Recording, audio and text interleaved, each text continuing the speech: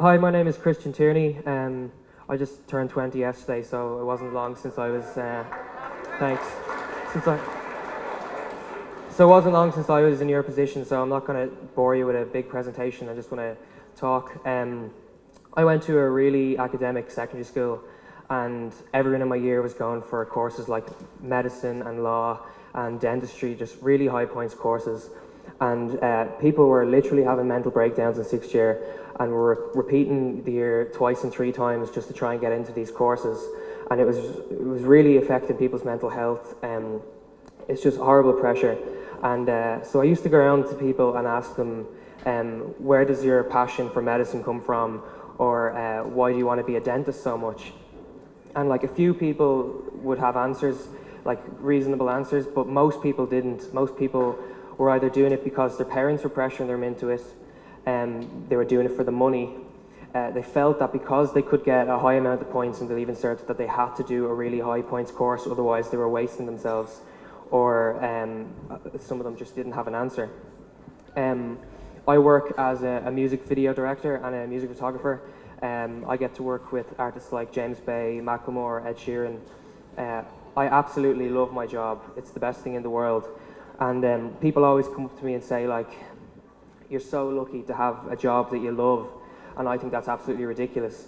I think that, like, everyone should be able to have a job that they love. It shouldn't be a privilege. It should be a right that you love your job. And if I can get a job that I love, then anybody can do it. But it's just because there's these societal reasons that are holding people back from doing it. So, like, the first main reason why a lot of people go into jobs and courses that they hate is they've got pressure from their parents.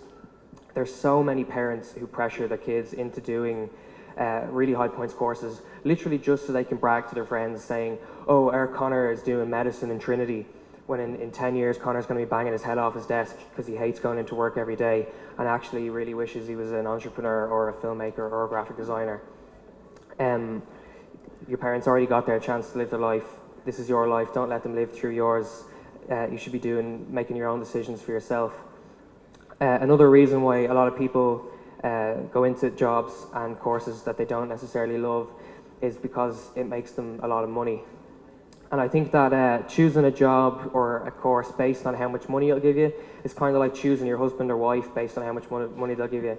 In the short term, it seems like a really, really good idea, but in the long term, you know that it's never going to work out. You're never going to be truly happy because you're in it for the wrong reasons and you don't truly love it. Another reason then is people who do really well in school. There's pressure from teachers and people that, like, if you can get 500 points, you have to do a 500 points course. But if you get 550 points in your Leaving Cert, but you want to do a course that you're really passionate about, that's 300 points, do the course that's 300 points. In the real world, Leaving Cert points mean absolutely nothing. You're not wasting anything. You'll be much happier in the long run if you do a job, not if you do a course that you actually love. The points are completely irrelevant.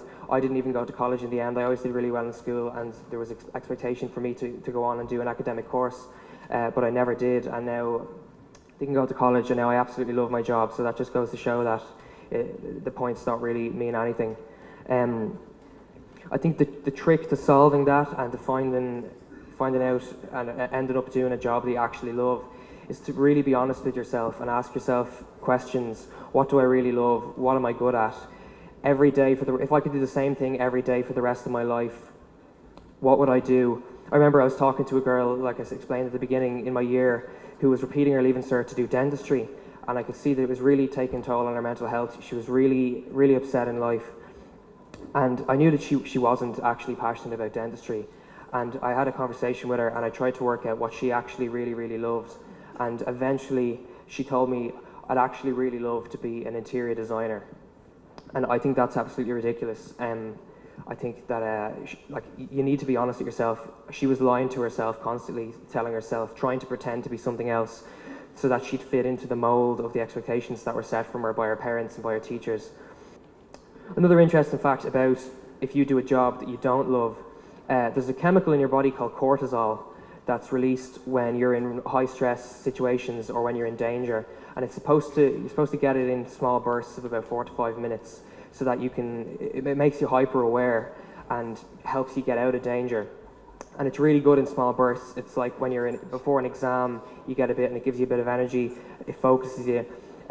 But the problem with cortisol is when it's in your system, it shuts down things you don't need for those 4 to 5 minutes to get out of danger.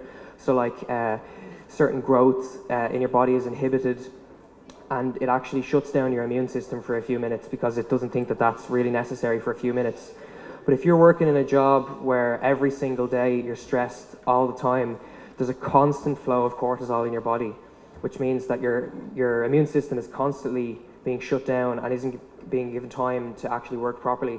So if you're doing a job that you hate, you're literally killing yourself every day. And so basically I just want to say, like, you only get one go at life. You're not here for very long. Eventually you're going to die. It's true. You only have a really small time here. So there's no point in doing anything other than exactly what you want to do. Don't let other people live your life for you. You only get one go at it. And if one person here follows something that they're passionate about rather than being pressured into it, after hearing this talk today, I'll be absolutely delighted. So thanks a million for having me. Thanks a lot.